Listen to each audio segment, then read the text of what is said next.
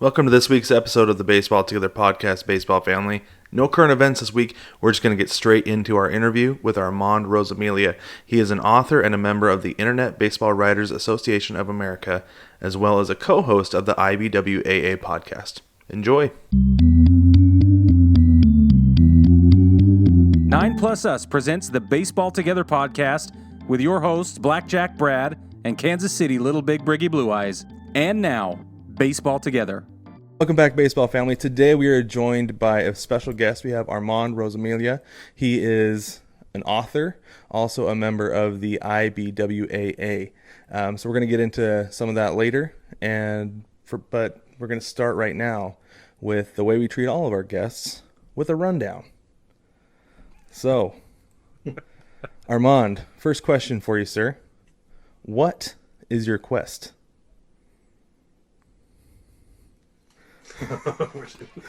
My quest, we won't do the Monty Python thing. Although that's the point. And I could probably still do the whole damn thing from memory. My quest is to continue to live my dream of being a full-time author. Very nice. Very good. Next question, Armand. What is your favorite color? Red. No, blue. Very good. That's the best answer we've had, actually. I feel like he's the first person to get it, Brig. I don't think anybody else has gotten it. Yeah. Up to this point. I'm old though. I'm going to be 51 soon. So I've watched that movie. I don't know about 1,000 times as a Join kid. the club. Very appropriate. All right. So we know you're into metalhead. Who would you hire to write a heavy metal song about baseball? As much as I'm a Red Sox fan, I think Scott Ian and the guys from Anthrax, because they're huge Yankees fans, but they are definitely baseball. They're definitely baseball fans. Very cool. Yeah, that's a great answer. As a Yankees fan, I will affirm that. But speaking of the Red Sox, if your favorite team were a beverage, what would it be? If the Red Sox were a beverage, The Red Sox it would have to be something red. A Bloody Mary. you just got to get over it in the morning, right? Yeah, Right. especially the year they just had. Yeah. Yeah, I would think right. so. Yeah. With what you're used to. What is the name of your yacht? So the name of my yacht. So this is funny because I actually have an answer here. It would be the Goomba, and I'm going to tell you why. Because my dad, when The Sopranos first came out, he swore that was the name of Tony Soprano's yacht for some reason, and it wasn't. But he was arguing with my mother for like an hour about it, and I finally just was like, you know what? I'm just gonna Google this, and it was totally wrong. But I always remembered he thought it was the Goomba for some reason. I love it. That's amazing. So you'd call yours the Goomba. Fabulous. Right. Awesome. What's one of the unchecked items on your baseball bucket list? I have never been to a bunch of stadiums, but I would love to go to Dodger Stadium. I've never been out there. I'm not necessarily a Dodgers fan, but I would love to go and, hang out with all the celebrities and leave by the 7th inning. Just like the rest of them. Doesn't that break one of your rules, though? I was listening to your audiobook, and like I said, we'll get into more of that later, but I believe you said you don't leave until the last out is made. You stay to the very end. You stay to the last pitch. Doesn't matter what the score is. Doesn't matter what's going on. Absolutely. I totally agree with you on that. All three of us nodding emphatically. Yeah, absolutely. We're like, yes. For sure. All right, another item that I thought was really cool is your Red Sox room. What is your favorite item in your Red Sox room? Oh, there's so many.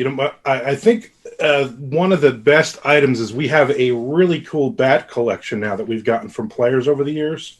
And I think the cool one is a guy that you probably never heard of. He had a cup of coffee with the White Sox, but catcher Adrian Naito. And he gave us one of his bats, but he gave us one of his White Sox bats, which was pretty cool. So it's it's signed by him and everything. But I thought that was a pretty cool That's thing. awesome. That's really cool. Yeah, that's awesome. All right, your last question in this rundown. Who would be the most feared baseball player ever if they were a zombie? Big Poppy comes to mind. I mean, he's a pretty big dude. Or back in the day, Dave Stewart, with that stare, that he would be pretty intimidating as a zombie. I could see it, eyes glazed over, a little milky, and still the stare into the middle distance. Yeah, you're right. That's a great I do have a answer. follow-up. I have a follow-up for that, though, real quick. Would his bigness be quite so intimidating as a zombie? Because he probably wouldn't be quite so big, right? Like, you'd have the height, but you wouldn't have the girth. Is that true? Yeah, he still have that look, though. I mean, it's all about that stare. Yeah, there it is. Even as a zombie, he'd have that stare. All right. Yeah. Well, you're the resident zombie expert. We just had to get that out of there. Yeah.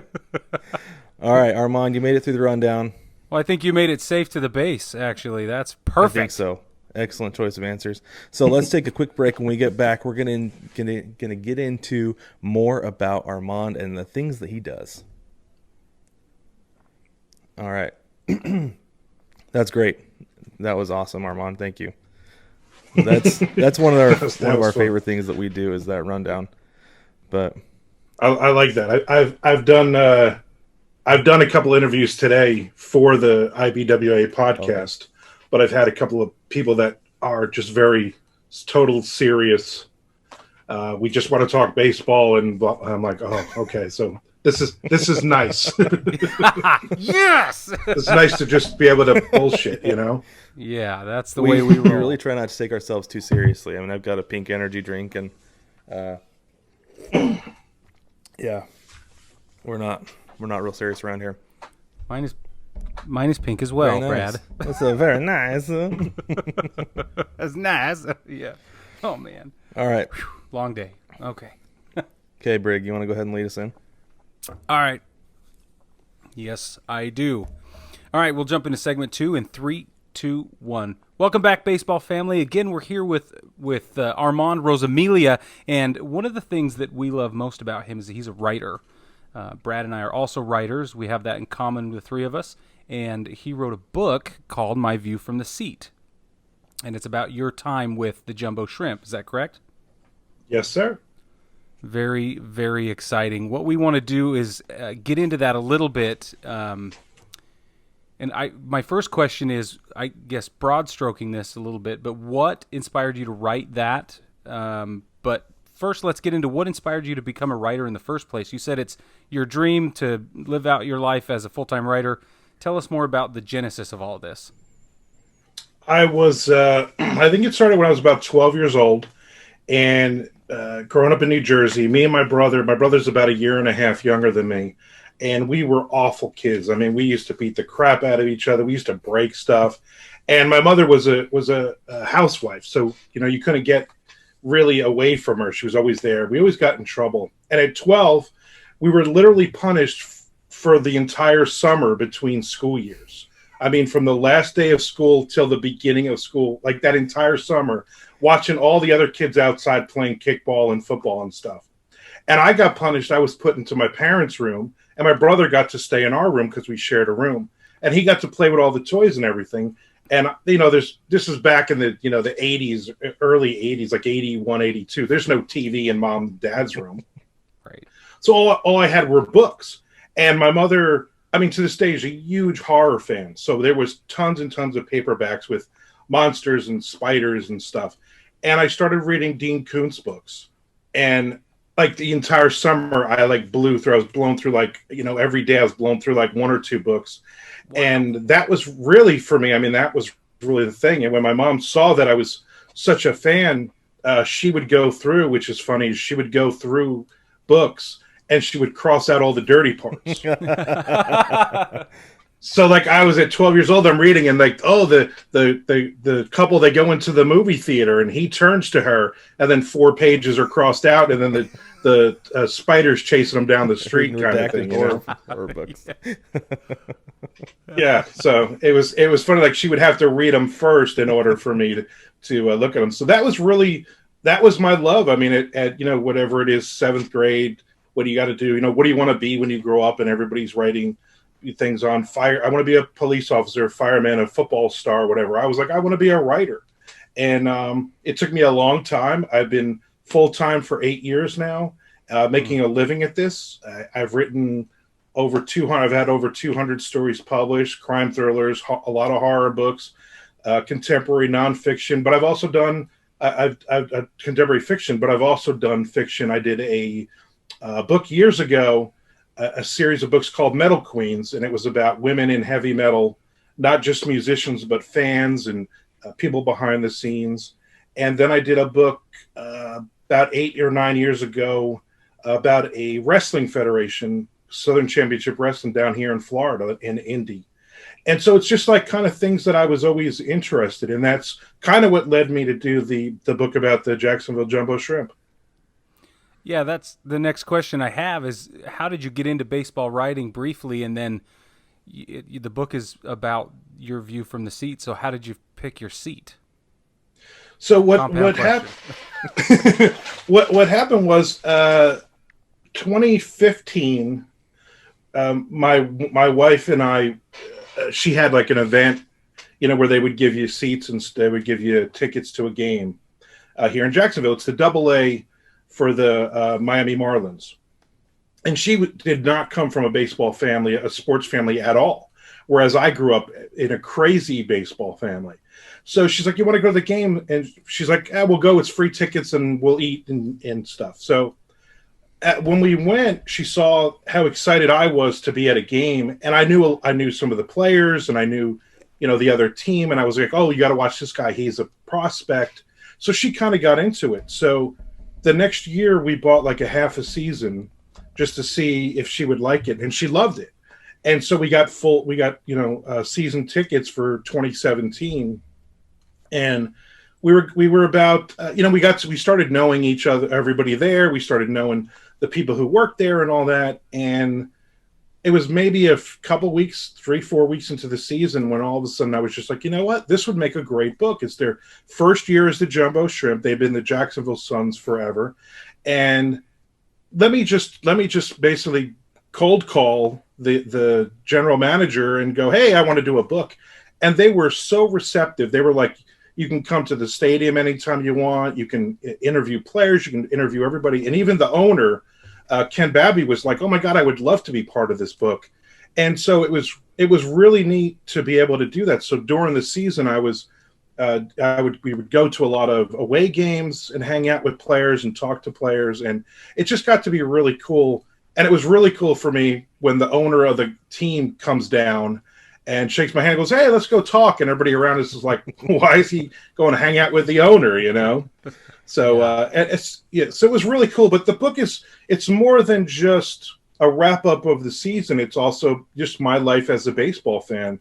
Like I said, even though I grew up in New Jersey, I'm a diehard Red Sox fan. My mother and my brother are diehard Yankees fans, and my dad's actually a Detroit Tigers fan. So growing up in the 70s when they were all in the same division, there was the AL East back then. It was great, just the arguments and everything. Yeah. That's awesome. So Armand, I was going through listening to the book, and some of the things I caught on to was you mentioned a lot of players that that we've all pretty much become familiar with over the last couple of years, and you've seen them, you got to watch them play up close and personal in AA. Like one guy who jumped out to me particularly is Austin Nola, just because of the time he spent in Seattle. I'm a big Mariners fan, and and he's a guy that I like a lot. When you see guys like you mentioned to your wife, this guy's a prospect. When you see guys who come in and like, are you specifically watching the prospects, or are you keeping an eye on everybody on the field thinking, this guy has potential to break through as kind of who was a nobody? Is that kind of your mindset? Or are you just keeping your eye on the prospects in those games? I noticed the prospects. Ronald Acuna comes in, and he had only been in AA for 2 or 3 games at that point, and I knew the name, and I think he hit 2 home runs against us that night. And there's guys that come through so quickly, and you just know they're going to be stars. And then there's those players that are out there that are just really giving it their all, and it's the intangibles. It's the guys you root for, and that's for me. And it's even on the other team. I mean, obviously, all the Marlins prospects and all the Marlins players coming in, but anytime you're seeing other teams, there's only 10 teams in the division in the Southern League, and you play a 5-game series, so you get a chance to see these guys day after day, and so it's neat, especially when you'll see a certain guy, and then the next series they come back into town, and then that guy's already moved up. And then you're like, well, who's the next big prospect coming in? So it's a lot of fun. I kind of keep it all in my head, and I'll let my wife know, okay, we're watching this guy. This is the guy, or this is the pitcher. And it's also fun when guys come back that have been traded, or they were with the Jumbo Shrimp the year before, and now they're on another team. And I'll say, hey, who's pitching for Birmingham? That's Mike Kickham, who pitched for us for the last 2 years. So it's really neat for me. You mentioned the X factor. That's something we talk about a lot, is those intangibles and the culture around baseball and its players. How do you reconcile that with a statistics crazed culture that's emerged in baseball, and how does that make you feel, and what would you say as far as advice on managing that? I'm old school, so it's on the field. I'm not really the let's look at their WAR and let's look at numbers and all this. I mean, that stuff's important, but I think it's more important the makeup of the player. What do they do? Hey, you're hitting 109 versus lefties, but that's not going to be your statistic for the rest of your career, or you're not going to have a long career. So what are they doing? Are they frustrated and all that? We've been very lucky because the last couple of years I've actually been president of the booster club for the team.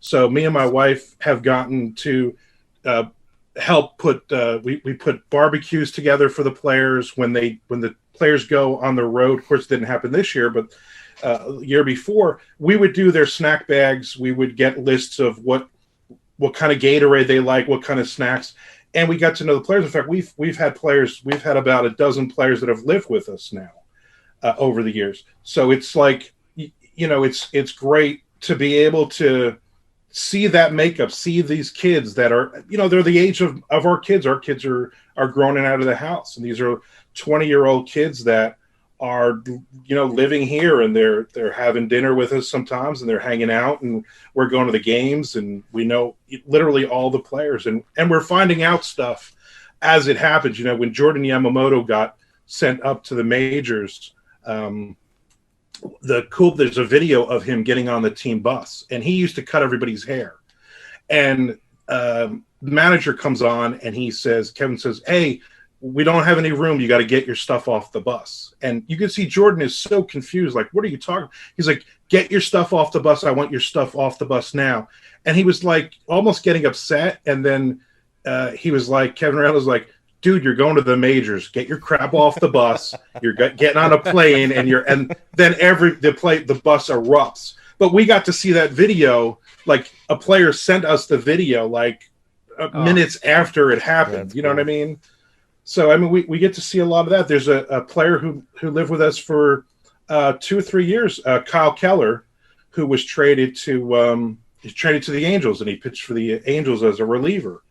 And I mean, when he got brought up to the majors the first time, probably the third or fourth call was to my wife to let her know that I'll be in Atlanta in tomorrow, kind of thing. So, I mean, it's really neat.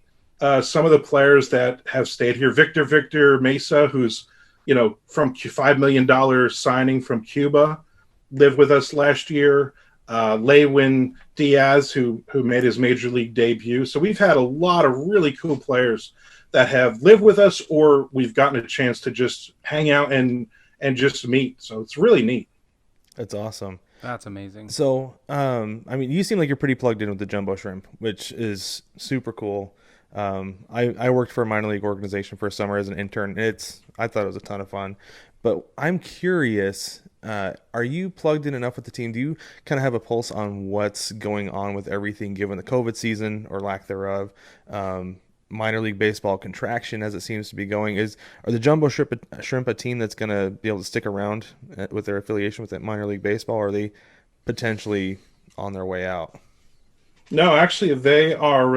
It's not official yet, but it will be soon enough. They're actually going to be moved up to AAA. Oh, nice. Oh, That's awesome. yes. That's great. Yeah, they're actually gonna be moved up. So they did. Marlins are doing a little shuffle.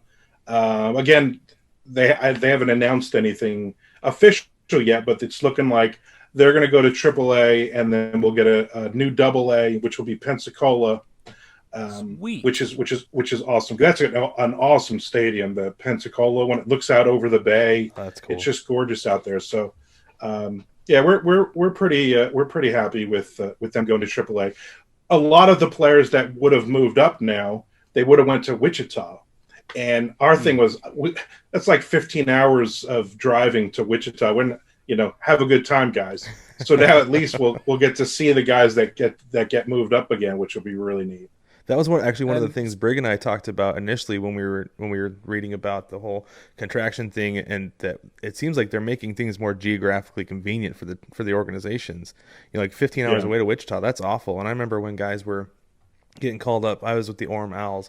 They're getting called up to like Burlington, Arkansas, or something like that. It's like you've got to make a drive overnight out to Burlington. Yeah. Seriously, it's unreal, but I think it makes actually a lot of sense the way they're doing things with that. I think that part definitely. I mean, look at the Washington Nationals. They had Fresno was their triple. I mean, you're flying across the country. It's not like, hey, we need a guy for tomorrow. You got to hope that you can get planes and layovers and everything else. I mean, the logistics of it is ridiculous. I'm interested to see they're in AAA, but I'm interested to see what they're doing with the actual leagues, because they're adding leagues. They're going to add a couple of new leagues, and they're going to cut the amount of teams down in each league. So I think it'll be interesting going forward. It's a shame for the teams that are losing affiliation, because I think some of those, like Daytona, Jackie Robinson Stadium here, that's a great little stadium, but they're basically not going to have a team now, they're saying. What factor does community support play into that, and what have you seen from your community that's maybe been a factor in standing this up? Well, I think it's one of the things I know they looked at is the attendance and different things like that. So Jacksonville actually, I think last year or the year before, was actually asked. I know they were asked to go AAA, and they declined because they didn't want to put millions of dollars into the stadium and services and all the other stuff. And then, it's a whole different thing. You got to remember that the AAA teams are paying for travel and all that. So it's a difference between we rent a bus, we have the Jumbo Shrimp bus, or we got to get a plane. We got to get a plane because you're AAA. You're flying everywhere usually. So I think the money part of it was why they said no. Now with MLB taking over minor league baseball, you really don't have a choice. It's really like, hey, this is it. You're no longer, all these teams had contracts with their, with the major league team, and like every even year, you'd sign a 2 or a 4 year contract to stay in, basically. Well, that's all gone. Now it's basically like, until the Marlins say we don't want you anymore, you're going to be part of the Marlins and stuff. I think on one hand, it's fun for the fans, as long as you still have a team, because more than likely, unless they add more major league teams, we're going to see the Marlins players year in, year out going through the system, and we're not going to have to worry about 2 years or 4 years of, say, somebody else coming in. Yeah, that uncertainty was one of the things that actually turned me off a lot to minor league, was that, growing up, I kind of grew up in a minor league area. In the Portland, Oregon area, we had I think it was the High A Rockies for a while, and I was kind of like, I don't know if these guys are going to be the Rockies next year or 2 years. Most of these guys, I have no idea who they are, and it was one thing that always turned me off growing up. But I think the consistency of it, and also the stronger connection, I feel like is something that can attract more fans to it, and have a little bit stronger fan base. But Anyways, let's switch gears here a little bit. Let's go to the IBWAA. For those who don't know, the Internet Baseball Writers Association of America. I just want to know, how did you get involved with that organization?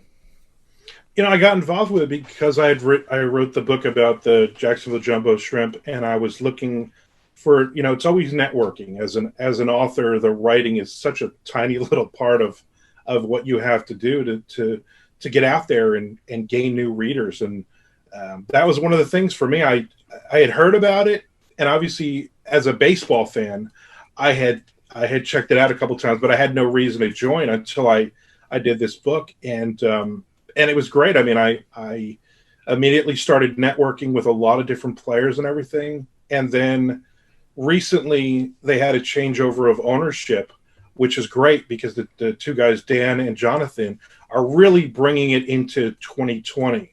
So they started the podcast, they started the newsletter, they're revamping the website, they're adding more people in there, they're really going out and bringing more baseball fans in, and it's baseball writers, but it really wasn't defined of what that means. So if you have a blog, if you have a podcast, if you anything that has to do with baseball, you're welcome to join. And I think that's the cool part. So it's definitely, I don't know the numbers, but it's definitely, we've gotten a lot more members recently, and we've been doing the podcast for about 3 months or 4 months now.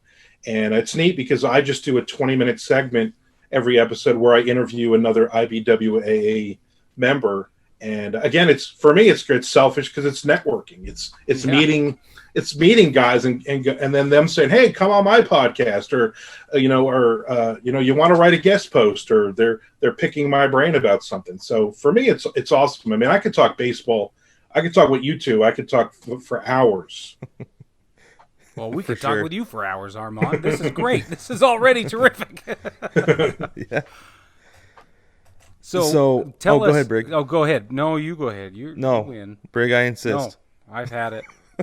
So Armand, I was actually going to save this for the end, but I'll go ahead right now because we've only got a few minutes left here. But I heard in your book, like I said, listen to the audiobook today, and I heard you said there is no good pizza in Florida. Is that true? That is very true. I'm spoiled. I come from New Jersey. I mean, right. there's I visit, so I do a book tour every year with other authors from Jersey, and we do like 2 weeks. We just do in breweries up there. So I get we have beers, we get drunk, and we sell books. But I also do the first year. My wife's from here in Jacksonville. She'd never been up there, and the first year we were going to do it, she's like, "All right, well, let's make a list of like people you want to see and things." And I'm like, "All right, well, so we're going to go to Seaside Heights for pizza. We got to go to this place for pizza. We got to go to Rutt's Hut for hot dogs. We got to go to Keyport Fishery." And she's like, "Wait, these are all food places." And I'm like, "Yeah." She's like, "Well, don't you want to see people?" I'm like, "Let's make a list of where we're going, and if they want to meet me there, but I'm not changing my plans. These are the places that the most important thing is beer, selling books, and eating, real good food up there." So we do that. We do that every year. That's amazing. I am there for that. Yeah, we plan our vacations, and we're like, okay, where do we want to eat while we're there? Yeah. Like my wife's from Southern California. We would go visit her family. Like, okay, we need to go through A through double Z in 5 days, while we're there, because we got to hit those places. I totally understand that. I get it. Yeah, if you want to come see me while I'm eating, that's fine. But yeah, and we've had a lot of so like being down here, there's no White Castle. So we did a convention years ago in Kentucky, and I was so excited because I hadn't been to White Castle in like 10 years. And I actually I recorded a podcast episode in the White Castle with a bunch of authors sitting around, all of us eating White Castle. There's a picture of me smiling, holding a White Castle, in my hand. And for me, I was like, if nobody shows up to record, I don't care. I'm eating White Castle. I'm fine. Brad, we got to take this show on the road, man. We do. I know. That's the best idea I've ever heard. So where do you eat then in Jacksonville? Like, what is there to eat in Jacksonville? I mean, there's some good, there's Whataburger. I like Whataburger. Okay, we have Whataburger here. Is a good burger. we try to eat all the local places. There's a place, Metro Diner, which is amazing. It's been on like diners, drive-ins, and dives. So there's we eat at a lot of local places here. But for me, like, there's good pizza, but there's not great pizza. You know, when we first went up there, we went to the Boardwalk, which is not great pizza. It's Boardwalk pizza. But, you know, the slice is like this big. It's like the size of my wife's head. And she's like, oh, my God, this is so good. And I'm like, yeah, this is just like, all right. You know, everything's so big. You know, we go there and she orders a sub in New Jersey. And she's like, I'll get a whole. And he's like, are you sure? And she's like, yeah. And the thing's literally like out the door, like we're sitting in the car. And she's like, why don't you tell me? I'm like, I just assumed everybody knew. Because, you know, you're used to like a foot long down here. I'm like, that thing's like 6 foot long. You know. Okay, so on the subject of food, Armand, what is your favorite fourth inning snack? We have a tradition about the fourth inning. We're like, all right, it's time for the thing. What do you get up and grab? I don't get up at all. I will not leave my seat during a baseball game. But my wife loves to get up. So after the third inning, she'll get up, and it's usually the best one is the pulled pork nachos in a jumbo shrimp helmet. And we always usually get that, and that's pretty much like that's like the go-to, is because you just, and of course we share it, but then sometimes we get our own because we don't like to share it. It's funny that you do it at the same time, though. It's like, you know, it's like she knows she's getting, and the usher who I interview in the book, Ken, is funny because a couple of times, like, I would get up because I really had to go to the bathroom or something, and he literally was like, "Are you all right? Is everything all right?" Because I don't leave my seat, and I'm like, "Yeah, I gotta go to the bathroom. Like, get out of my way. I gotta go." You know, that's customer service. That's people. That's putting people first. Yeah, definitely. So I'm actually like the same way. If I didn't have kids with me, I wouldn't get up from my seat like ever. Yeah, my wife gets up and she'll get food. It's the exact same way. But no, so are you like locked in on the game? Oh, I am 100%. Like, for me, you know, life and, you know, work and stress of, you know, book deadlines and stuff. And I mean, hey, I have the greatest job in the world. I mean, I don't have to put pants on most days. And you know, I walk back and forth and get coffee. But when I'm at that game, I am 100%. I am every pitch and the players, and I mean, I am just completely. Where it took my wife a little bit to realize I'm not just being a jerk. I'm locked into the game. So we'll have people around us that'll be talking to me, and I'm being a jerk. I'm ignoring people. Or she'll have friends that will come, and they'll all be chit chatting and stuff, and then they'll ask me a question. And I'm like, well, I'm watching this. You know, like this is my 2 or 3 hours a night that I just can totally focus on baseball, and there's nothing else going on in the world, and it's great. Yeah, I love it. That's awesome. So my last question for you is, where is your seat? So we have section 102, row J. I'm seat 1 on the aisle. My wife is seat 2, and we have season tickets. So since we didn't have games this year, they said, well, what do you want to do? And I said, we'll just roll our tickets over until next year. So we'll still be there. I put that in the book, what seat it is, and it's really cool because at the gift shop they sold my book, and so nice. Almost every game, people would come down, and I mean, I have an ego. I mean, let's be honest. I love standing up, and I always have a pen on me. Oh, who do I sign this to? And, you know, talking about the book and stuff, and then everybody around me will go, wait, who are you? And I'm like, well, you can go buy my book. I'm very famous. Go buy my book. Yes. Please. Go buy me a book and a thing of pulled pork on nachos and a helmet, and I'll be your best friend. And I'll sign anything you want. Pretty much, yeah. Amazing. That's so amazing. Is that like first base side, third base side? Do you have a preference? It's down. It's like even with the third baseman. So like our first couple of years, we had Brian Anderson was like right there. We watched him, and it was neat because when the game he came out, you know, September call up a couple of years ago, and he wasn't there, and we were like, where's Brian? And then we asked the players, and they're like, he's going to the majors. He's going, and we knew he wasn't coming back. We knew he was going to be a big part of the Marlins going forward. So that was really neat. That's awesome. Terrific. I love it. Well, we just want to say thanks to Armand and to all our listeners here for joining us today. For real, this was a terrific conversation. I always feel bad that they have to be so short because we could do this for hours, and it's almost painful. But you have some great stories, and we're really, really excited to plug your book for you here and get it out to our audience. I appreciate you guys letting me on. This is really cool. Absolutely. Again, that's View from My Seat. It's actually over his left shoulder there. You can see it in the video if you're watching on YouTube. There it see is. It right there. You can get it on Amazon, right? Yep, it's available on Amazon. It's an audiobook. The audiobook is available on Audible for sure. That's how I've been listening to it, taking it in, learning more about Armand.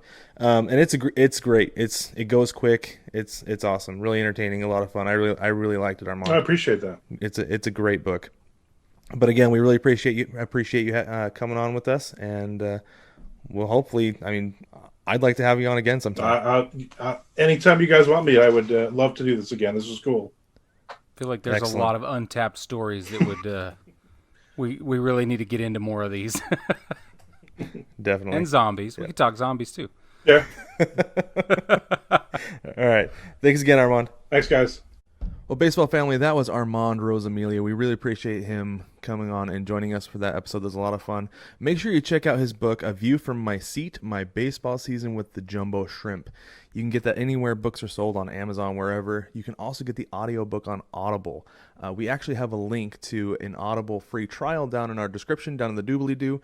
You can follow that, sign up for your free trial with Audible, and you can actually get Armand's book as part of your free trial. So go ahead, go check it out. And thanks again, Armand. Don't forget to jump on our shop at 9plusus.com. That's NINEPLUSUS.com.